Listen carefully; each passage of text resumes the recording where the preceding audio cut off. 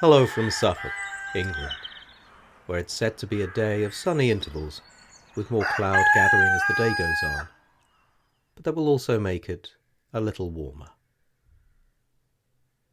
Wherefore take unto you the whole armour of God, that ye may be able to withstand in the evil day, and having done all, to stand. Ephesians chapter 6, verse 13.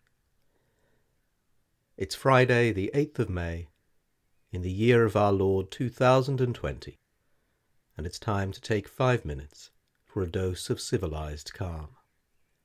This is Mark's Almanac, recorded in the peace of the English countryside. The trouble with you, Spode, is that just because you have succeeded in inducing a handful of half-wits to disfigure the London scene by going about in black shorts, you think you're someone. You hear them shouting, "Heil, Spode," and you imagine it is the voice of the people. That is where you make your bloomer. What the voice of the people is saying is, "Look at that frightful ass Spode swanking about in footer bags. Did you ever in your puff see such a perfect perisher?" That's from the Code of the Woosters by P.G. Wodehouse. On this day in 1373, Mother Julian of Norwich, gravely ill, received the last rites at the age of 30. She then had a series of intense visions. She recovered and later wrote of her mystical experience. She wrote, "He said not, Thou shalt not be tempested, thou shalt not be travailed, thou shalt not be diseased, but he said, Thou shalt not be overcome." Also on this day, 75 years ago, in 1945, we celebrated victory over Nazism in Europe. The Ministry of Food assured Churchill there was enough beer in London, and red, white and blue bunting could be bought without a ration book. 10 consecutive services of Thanksgiving were held at St. Paul's Cathedral. Each was packed. If you'd like to attend a virtual service today, the oldest church in London, St. Bartholomew the Great, is broadcasting on its YouTube channel this morning at 10:55. Here's a poem. It's 7 years this week since my Uncle Graham passed, and he was a lover of trains and all things transport. So this is for him. Railway Rhymes by Charles Larcom Graves.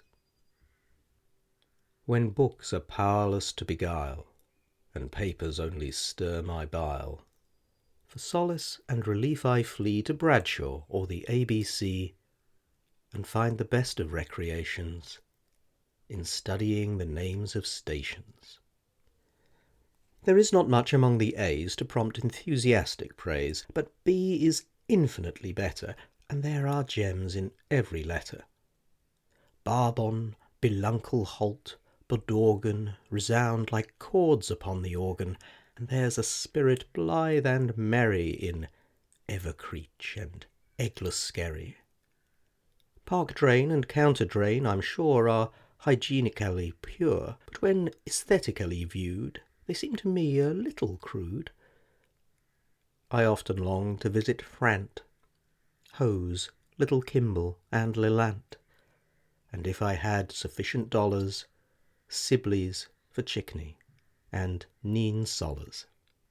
Of all the Straths a numerous host, Strathbungo pleases me the most, while I can court reluctant slumber by murmuring thy name, Stogumber.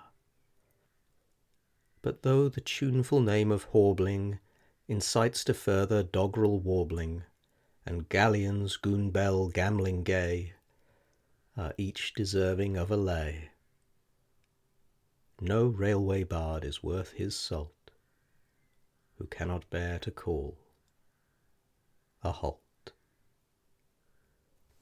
That's almost all for this week. If you're looking for a film to watch tonight, how about Coco from Pixar or The Straight Story? 2 very different, wonderful movies about the importance of family. And if you need some music to wake you up, how about an old wartime classic? when this lousy war is over. No more church parades on Sunday. No more asking for a pass.